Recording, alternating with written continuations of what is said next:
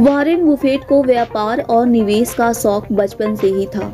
अपने व्यापार की शुरुआती दिनों में जब वो केवल 11 वर्ष के थे, तब वो घर घर जाकर पत्रिकाएं बांटना, च्युइंगम और कोका कोला की बोतल बेचना जैसे कई काम किया करते थे ताकि उनके जेब खर्च के पैसे निकल सके। इसके बाद वो अपने दादाजी की किराना की दुकान पर पैसे कमाने के लिए अखबार बांटते, गोल्फ बॉल और स्टंप बेचने आदि कई काम किया करते थे। वॉरेन बुफेट की एक बात जो बहुत मुझे पसंद आई है, इंसानियत पे उन्होंने एक टिप्पणी किया है, लिखा है, यदि आप इंसानियत के 1% लकी लोगों में भी शामिल हो तो आप 99% लोगों को इंसानियत सिखा सकते हैं। दोस्तों, मैं बता दूं कि इनकी बायोग्राफी आपके बहुत काम का है। अगर आप इस वीडियो पे क्लिक किए हैं ना, तो इस वीडियो को पूरा देख के ही जाइएगा, क्योंकि इनके बायोग्राफी से हमने भी बहुत कुछ सीखा है और आप भी बहुत कुछ सीखने वाले हैं और सीखेंगे भी, गारंटी है। तो प्लीज इनकी बायोग्राफी को आप पूरा देखिए। और आपको यह वीडियो अगर पसंद आता है, थोड़ा भी पसंद आता है, तो प्लीज हमें कमेंट करके जरूर बताएं और हमारे वीडियो को लाइक करें, शेयर करें और मेरे चैनल को प्लीज सब्सक्राइब कर लें।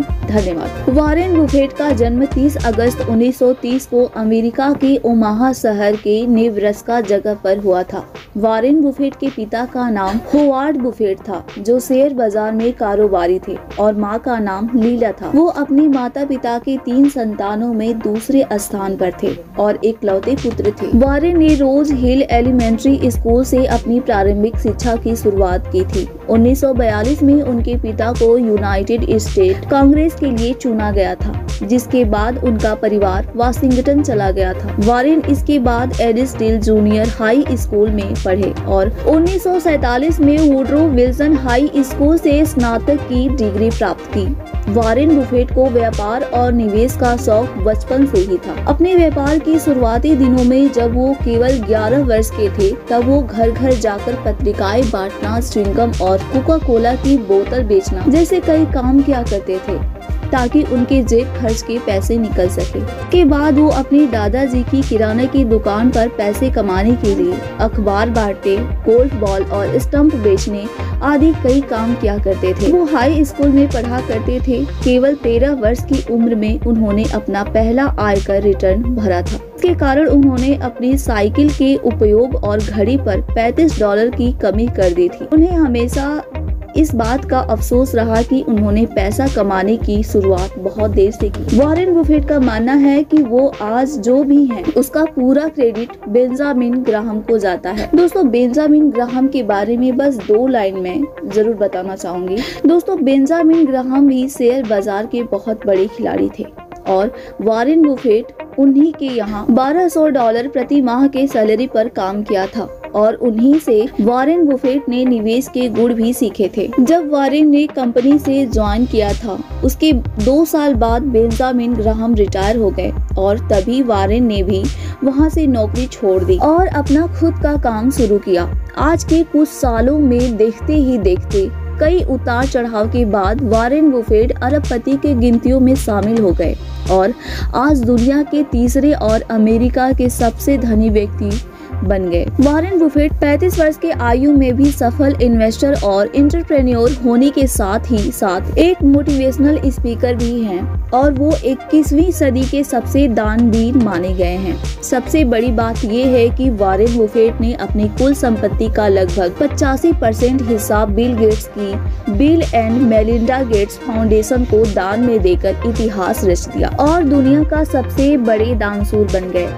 श्री बुफेट ने 1952 में सुसान थॉमसन से शादी की। उनके 3 बच्चे हुए, सुसी, हावर्ड और पोटर। लेकिन 1977 से उन्होंने अलग अलग रहना शुरू कर दिया था। हालांकि जुलाई 2004 में सुसान की मौत तक वो शादीशुदा ही बने रहे। उनकी सुपुत्री सुसी ओमाहा में रहती थी और अपने सुसान बुफेट संस्था के द्वारा धर्मार्थ कार्य करती हैं और गर्ल्स इंक की राष्ट्रीय बोर्ड सदस्य हैं। 2006 में अपनी 76 जन्मदिन पर उन्होंने हमेशा से अविवाहित और अपने लंबे समय की साथी एस्ट्रिड मैक्स, जिनकी उम्र 60 वर्ष थी और वो उनकी पत्नी के 1977 में सैन फ्रांसिस्को चले जाने के बाद से उनके साथ ही रह रही थी और उनसे शादी कर ली। दिलचस्प बात यह है कि उन दोनों दोनों की मुलाकात सुसान बुफेट ने ही करवाई थी।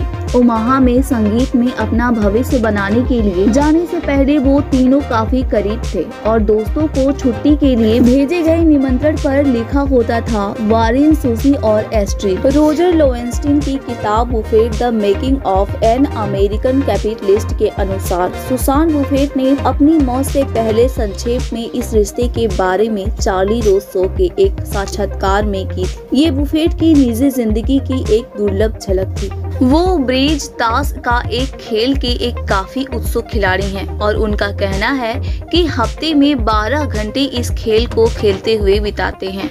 वो अक्सर बिल गेट्स और पॉल एलन के साथ ही खेलते हैं। वॉरेन बुफेट ने कमाई पर एक चीज बोला है कि कभी भी अकेली आय पर निर्भर न रहें, आय का दूसरा साधन बनाने के लिए निवेश करें। सफलता पे उन्होंने बोला है, जब मौके आते हैं तभी आप कोई काम करते। मेरे जीवन में एक ऐसा पल भी आया था जब मेरे पास उपायों का गठरा पड़ा था, लेकिन यदि मुझे अगले हफ्ते कोई उपाय आता है तो ही मैं कुछ कर पाऊंगा, अन्यथा मैं कुछ नहीं कर पाऊंगा।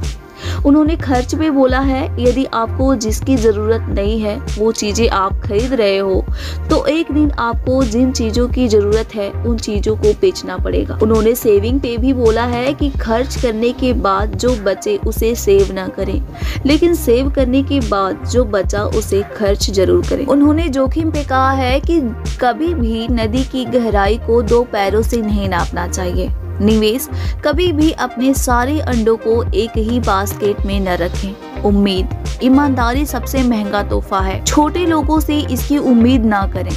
इंसानियत सबसे बड़ी चीज है, इंसानियत। यदि आप इंसानियत के 1% लकी लोगों में भी शामिल हो तो आप 99% लोगों को इंसानियत सिखा सकते हैं। दोस्तों, वारेन बुफेट की बायोग्राफी कैसी लगी प्लीज हमें कमेंट करके जरूर बताएं और आपने जो अपना कीमती समय दिया उसके लिए बहुत बहुत धन्यवाद। दोस्तों, आपको अगर मेरी वीडियो पसंद आती है तो उसे जरूर लाइक करें और मेरी वीडियो को शेयर जरूर करें, सब्सक्राइब करें। धन्यवाद।